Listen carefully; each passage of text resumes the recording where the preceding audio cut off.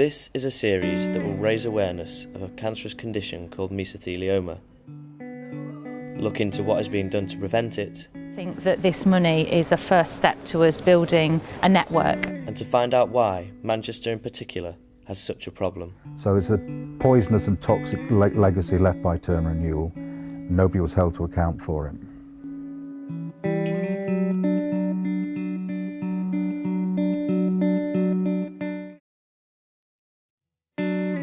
Having my grandma taken away from me so soon to such an avoidable disease is severely unjust. Thousands across the UK are having to come to terms with the same fate.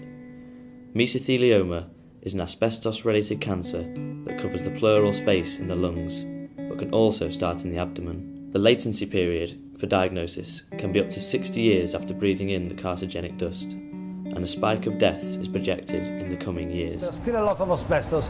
This is a disease that is not disappearing. The peak of this disease, we are still waiting for the peak.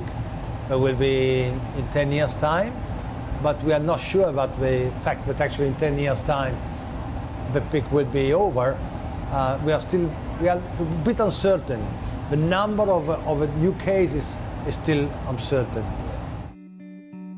Asbestos was widely used in homes and buildings until its ban in 1999, but this was far too late for many. Mesothelioma is by far the deadliest of the asbestos-related cancers. But could they all have been avoided? And what should have been done to prevent this? Kind of nightmare. It's a huge industrial catastrophe. It was avoidable. It's a man-made catastrophe.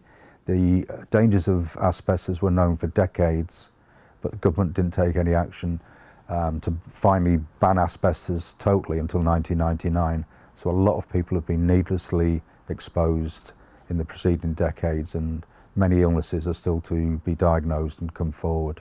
To get a feeling of the impact mesothelioma has on families, I went to Didsbury to speak to Lauren, who lost her husband Frank to the disease in 2007. Frank was a joiner by trade, so a lot of it is in refurbishing houses. It's in a lot of houses, but also fire doors that they used to have to fit in buildings.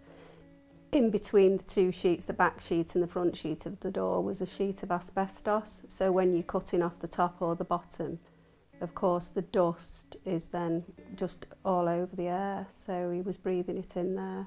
But the impact on the family, the youngest two were only 16 when he was diagnosed.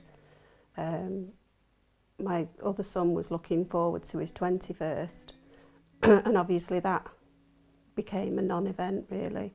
My eldest son just felt like was losing his friend, because they used to go and have a drink together, and he was my soulmate, and I just felt I'd lost half my world.